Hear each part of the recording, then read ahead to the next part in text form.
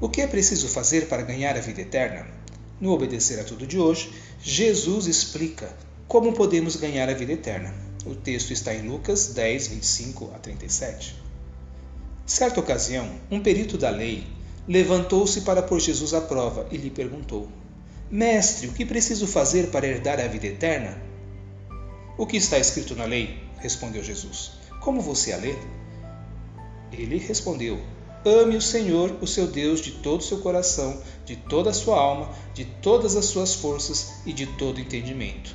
E ame o seu próximo como a si mesmo.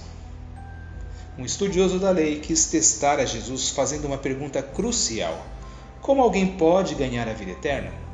Esse homem talvez tivesse sua própria opinião de como poderia ganhar a vida eterna, mas quis perguntar a Jesus para saber qual seria a sua resposta. E Jesus, entendendo esse contexto, devolve a questão com uma outra pergunta: o que está escrito na Bíblia? Como você interpreta? E esse mestre da lei responde: certo, pois ao invés de dizer simplesmente obedecer aos mandamentos da Bíblia, consegue resumi-los em dois principais mandamentos: ame o Senhor de todo o seu coração, de toda a sua alma e de todas as suas forças, e ame ao seu próximo como a si mesmo. Disse Jesus: você respondeu corretamente, faça isso e viverá.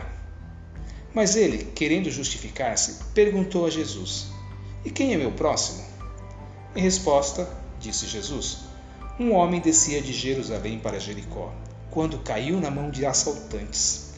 Estes lhe tiraram as roupas, espancaram-no e se foram, deixando-o quase morto. Aconteceu estar descendo pela mesma estrada um sacerdote.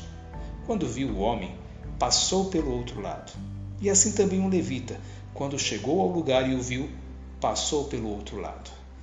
Mas um samaritano, estando de viagem, chegou onde se encontrava o homem, e quando o viu, teve piedade dele. Aproximou-se, enfaixou-lhe as feridas, derramando nelas vinho e óleo. Depois colocou-o sobre seu próprio animal, levou-o para uma hospedaria e cuidou dele. No dia seguinte, deu 2 denários ao hospedeiro e disse-lhe: cuide dele. Quando voltar, lhe pagarei todas as despesas que você tiver. Qual destes 3 você acha que foi o próximo do homem que caiu nas mãos dos assaltantes? Aquele que teve misericórdia dele, respondeu o perito na lei. Jesus lhe disse: vá e faça o mesmo. O perito da lei pergunta então a Jesus, como que querendo saber mais coisas: quem é meu próximo?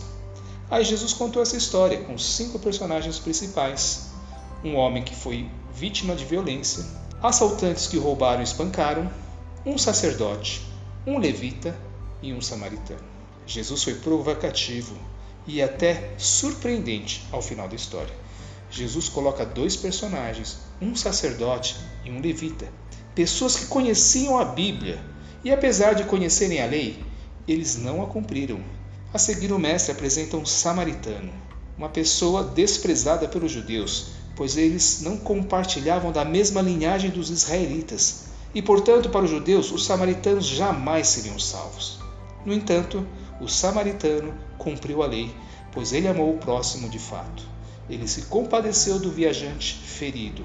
Ele adiantou ao hospedeiro as despesas do cuidado e ainda disse que voltaria para pagar se houvesse mais algum gasto.